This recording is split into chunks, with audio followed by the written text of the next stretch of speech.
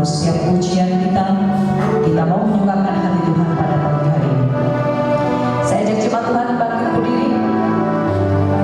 Dialah Tuhan satu-satunya penolong di dalam setiap kehidupan kita. Setiap persoalan, permasalahan yang kita hadapi tidak akan menjauhkan kita dari Tuhan, tetapi akan semakin mendekatkan kita kepada Tuhan. Kita angkat pujian ini, Yesus padamu berseru. Yesus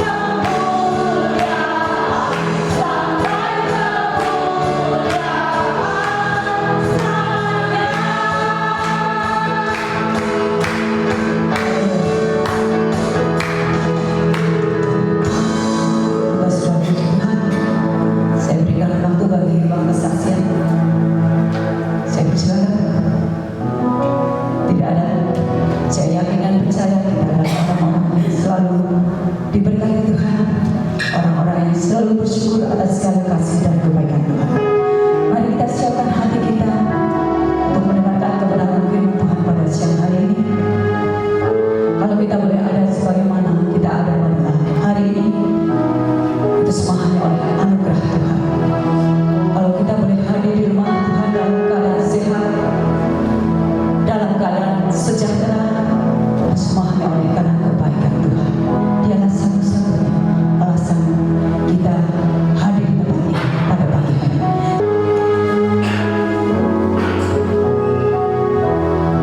Kita akan pujian ini, Engkau Allah Sang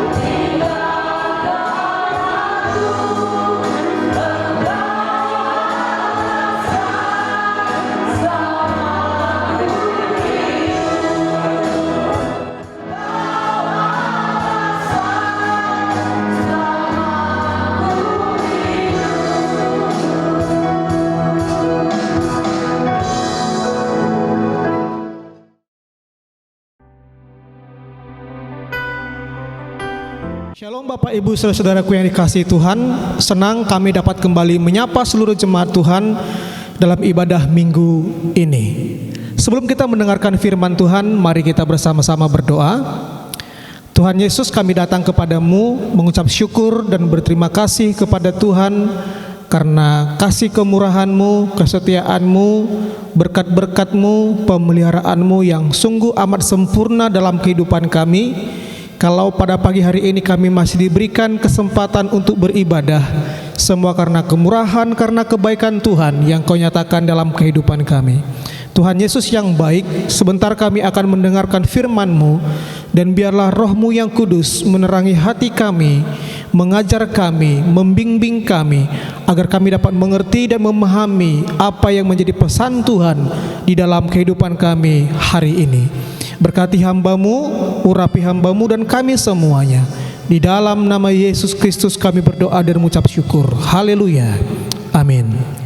Bapak Ibu saudara-saudaraku dimanapun Anda berada, mari bersama-sama kita buka firman Tuhan dari Injil Yohanes pasalnya yang ke-10 ayat 11 sampai ayatnya yang ke-16. Injil Yohanes pasal yang ke-10 ayat 11 sampai ayatnya yang ke-16. Demikian firman Tuhan. Akulah gembala yang baik. Gembala yang baik memberikan nyawanya bagi domba-dombanya. Sedangkan seorang upahan yang bukan gembala dan yang bukan pemilik domba-domba itu sendiri, ketika melihat serigala datang, meninggalkan domba-domba itu lalu lari, sehingga serigala itu menerkam dan mencerai-beraikan domba-domba itu. Ia lari karena ia seorang upahan dan tidak memperhatikan domba-domba itu. Akulah gembala yang baik, dan aku mengenal domba-dombaku, dan domba-dombaku mengenal aku. Sama seperti Bapa mengenal aku, dan aku mengenal Bapa, dan aku memberikan nyawaku bagi domba-dombaku. Ada pula padaku domba-domba lain yang bukan dari kandang ini. Domba-domba itu harus kutuntun juga, dan mereka akan mendengarkan suaraku, dan mereka akan menjadi satu kawanan dengan satu gembala. Amin. Buat firman Tuhan. Bapak, Ibu, saudaraku yang dikasihi Tuhan, pada pagi hari ini kita akan belajar tentang Yesus Gembala yang baik. Yesus Gembala yang baik. Bapak, Ibu, saudaraku, dalam Yohanes pasal 10 ayat 1 sampai ayatnya yang ke-21 ini, Tuhan Yesus memperkenalkan dirinya dalam bentuk sebuah perumpamaan atau sebuah kiasan. Ia memperkenalkan dirinya sebagai pintu dalam ayat yang ke-9, dan juga dia memperkenalkan dirinya sebagai gembala yang baik dalam ayat yang ke-11 dan ayatnya yang ke-14. Perumpamaan tentang gembala dan kawanan domba itu ditujukan kepada orang-orang Farisi dan kepada orang-orang Yahudi, tetapi mereka tidak mengerti dan tidak memahami apa arti dari perumpamaan yang disampaikan oleh Tuhan Yesus pada waktu itu. Bapak, Ibu, saudaraku, menurut Kamus Besar Bahasa Indonesia, kata gembala artinya adalah penjaga atau pemelihara. Gembala artinya penjaga atau pemelihara. Nah, Bapak, Ibu, saudaraku yang kasih Tuhan, Tuhan Yesus memperkenalkan dirinya, memberitahukan tentang dirinya kepada orang Farisi dan kepada orang Yahudi pada waktu itu, bahwa ia adalah gembala yang baik. Dan kawanan domba dalam ayat 1 sampai ayatnya yang ke-21 itu berbicara tentang orang-orang Yahudi ataupun orang non-Yahudi yang percaya kepada dia, disebut sebagai domba-dombanya. Bapak, Ibu, saudaraku yang dikasihi Tuhan, pertanyaannya untuk kita adalah, mengapa Yesus disebut gembala yang baik? Mengapa Yesus memperkenalkan dirinya sebagai gembala yang baik? Pada kesempatan ini ada 3 alasan mengapa Yesus disebut gembala yang baik. Yang pertama, kita lihat di dalam ayatnya yang ke-11. Firman Tuhan berkata, "Akulah gembala yang baik. Gembala yang baik memberikan nyawanya bagi domba-dombanya." Alasan yang pertama mengapa Yesus disebut gembala yang baik, karena Tuhan Yesus memberikan nyawanya bagi domba-dombanya. Bapak, Ibu, saudara-saudaraku, domba di Palestina bersandar sepenuhnya pada perlindungan dari gembala yang menyelamatkan dari ancaman singa ataupun dari beruang. Dari 1 Samuel pasal 17 ayat 34 sampai 35 dan Amos pasal 3 ayat 12 berkata demikian. Nah, jadi Bapak, Ibu, saudaraku, gembala itu akan menyelamatkan domba-dombanya dari ancaman singa dan beruang. Demikian juga Yesus lakukan. Ia mempertaruhkan nyawanya, mempertaruhkan jiwanya untuk melindungi domba-dombanya, untuk melindungi orang yang percaya dari pengajaran-pengajaran, dari pengaruh-pengaruh, dari gembala-gembala yang palsu, yaitu orang yang ingin mengambil keuntungan, mengajarkan hal-hal yang tidak benar kepada orang-orang Yahudi pada waktu itu. Bapak, Ibu, saudaraku yang dikasihi Tuhan, kita bersyukur memiliki gembala yang baik, yaitu Tuhan Yesus Kristus, yang selalu menjaga, yang selalu membimbing, yang selalu mengajar kita, yang selalu memperhatikan kita, anak-anaknya. Bahkan dia rela memberikan nyawanya, dia rela mengorbankan jiwanya untuk memelihara dan menjaga, menyelamatkan kita. Itu sebabnya Bapak, Ibu, saudaraku, dalam 1 Petrus pasal 1 ayatnya yang ke-18 sampai ayatnya yang ke-19, kita lihat firman Tuhan dalam 1 Petrus pasal 1 ayat 18 sampai ayatnya yang ke-19. Firman Tuhan berkata, "Sebab kamu tahu bahwa kamu telah ditebus dari cara hidupmu yang sia-sia, yang kamu warisi dari nenek moyangmu, itu bukan dengan barang yang fana, bukan pula dengan perak atau emas, melainkan dengan darah yang mahal, yaitu darah Kristus, yang sama seperti darah anak domba yang tak bernoda dan tak bercacat. Puji Tuhan. Jadi Bapak Ibu Saudara yang kasih Tuhan, Alkitab jelas memberitahukan kepada kita bahwa kita ditebus dengan darahnya yang mahal, dengan pengorbanan Yesus.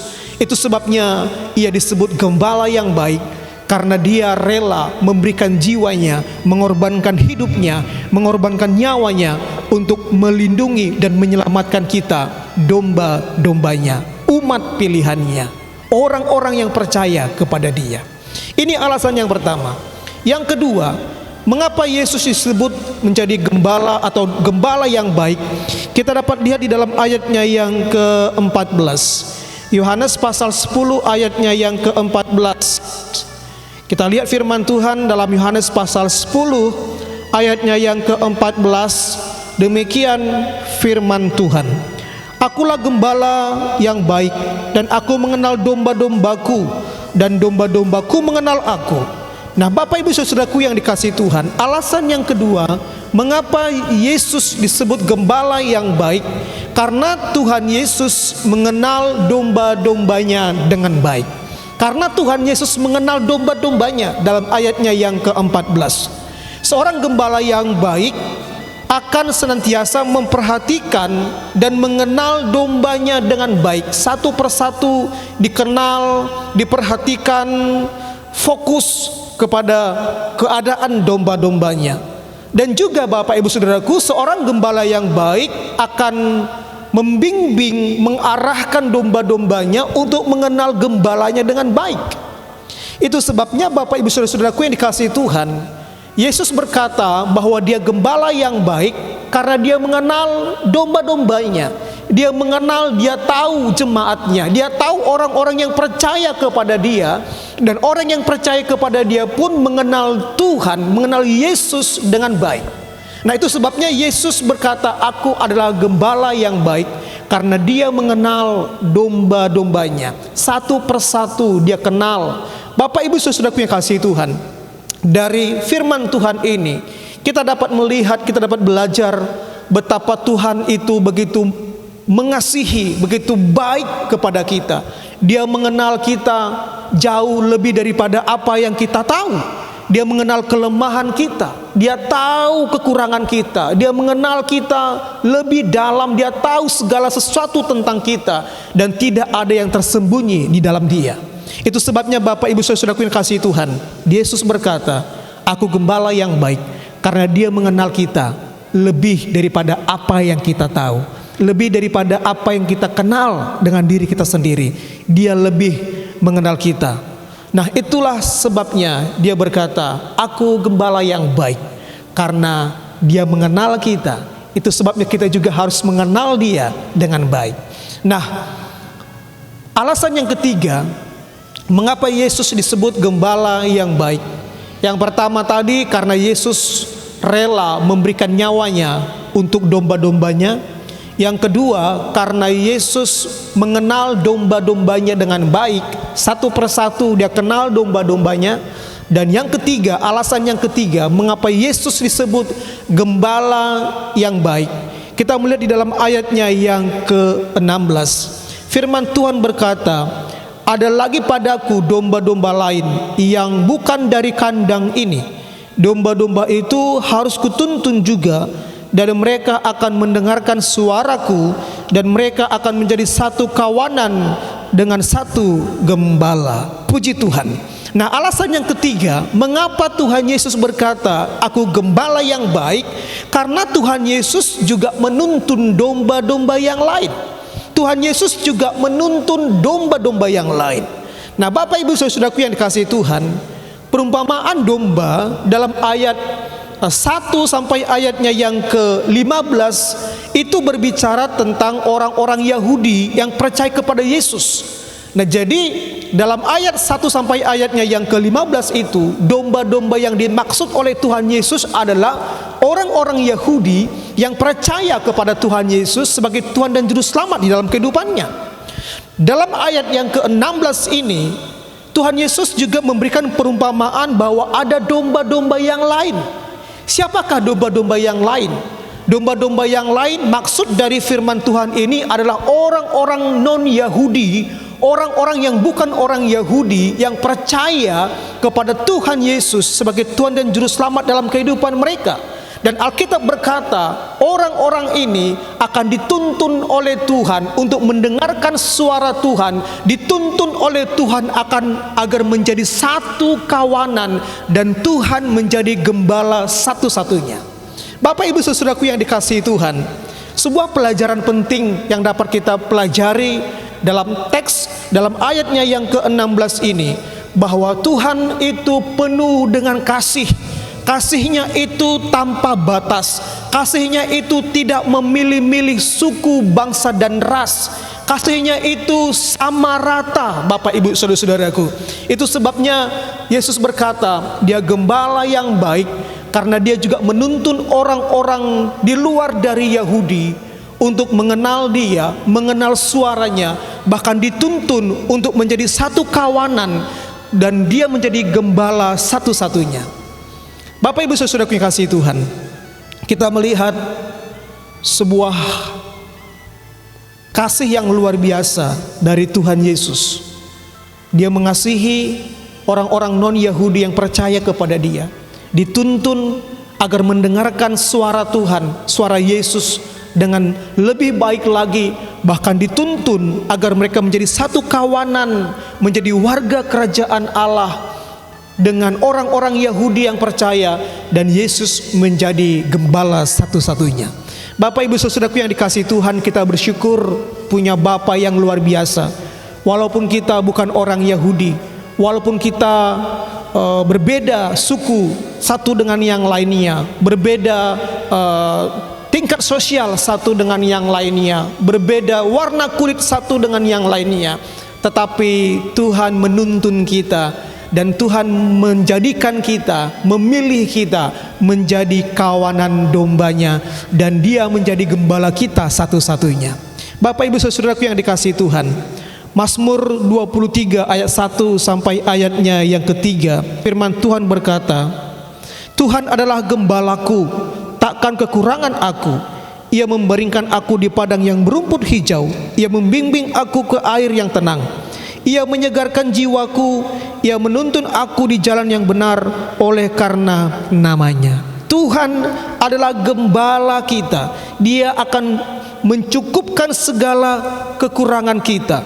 Dia akan menuntun kita. Dia akan menjaga kita. Dia akan memelihara kita, karena Dia gembala yang baik. Bapak Ibu Saudaraku yang kasih Tuhan, percayalah bahwa kita tidak pernah sendirian di dalam menghadapi berbagai macam persoalan, tantangan yang silih berganti dalam kehidupan kita. Yakinlah bahwa Dia tidak pernah meninggalkan kita.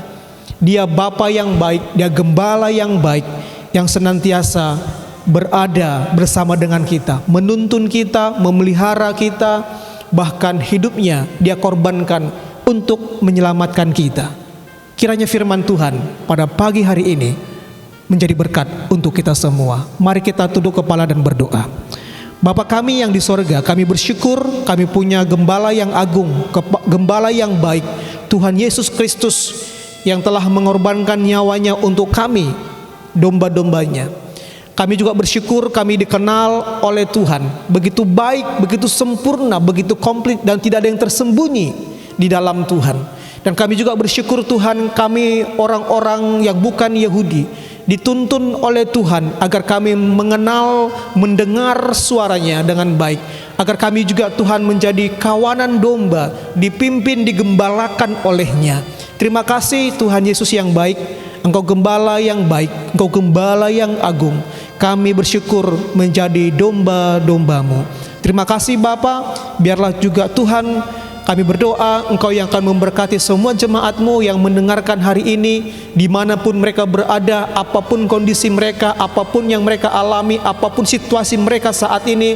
Kami percaya Engkau gembala yang baik, yang akan senantiasa menuntun, membimbing, mencukupi dan memelihara kehidupan kami, sehingga di tengah-tengah masa sukar sekalipun Tuhan tetap menolong dan memberkati kami. Berkati semua jemaat-Mu yang mendengarkan hari ini Tuhan. Di dalam nama Yesus kami berdoa. Haleluya. Amin. Kiranya firman Tuhan menjadi berkat untuk kita. Tetap semangat. Tuhan Yesus memberkati.